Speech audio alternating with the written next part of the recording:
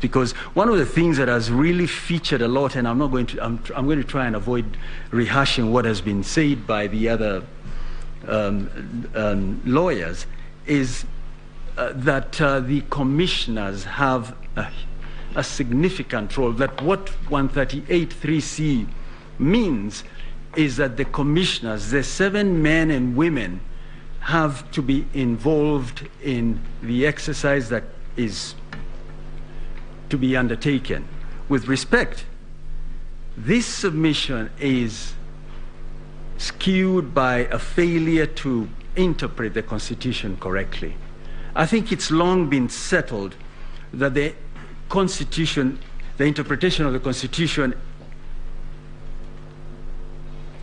looks both at the text and the context. And what has happened here is that the petitioners have decided we will stick with the text. And even that they stretch. They say the Iebc, the commission, means there's 7 of them. With respect, that's an invitation to the Supreme Court to, through the back door, overturn what Minor Kiai said, which is that you start at the lowest level and cascade things, but it is not the job of 7 men and women.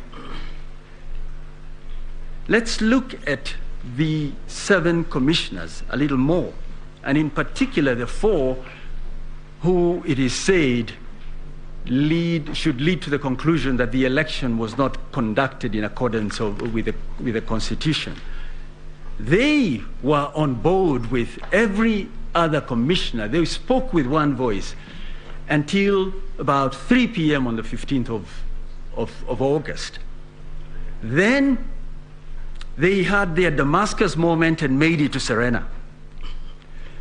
They changed their position.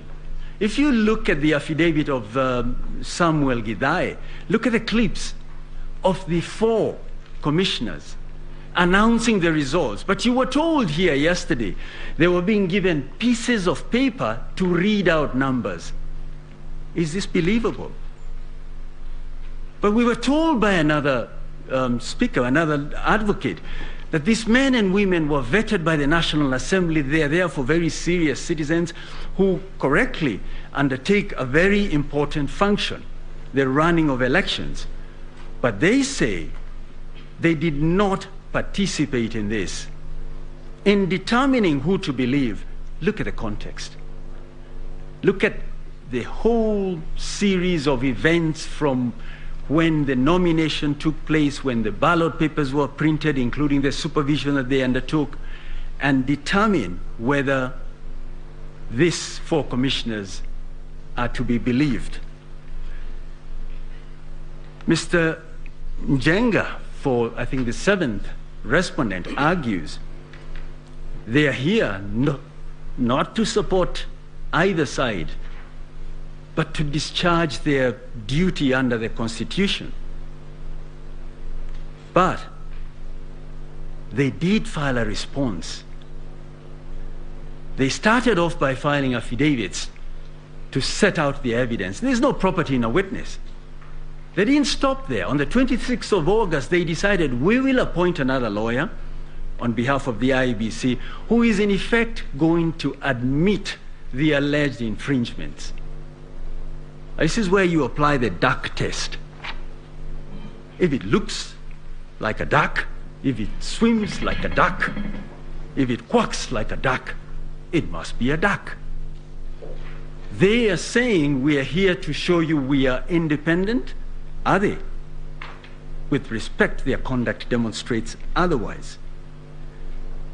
In a word, it is my humble submission that the petitioners have not demonstrated there were any irregularities or illegalities.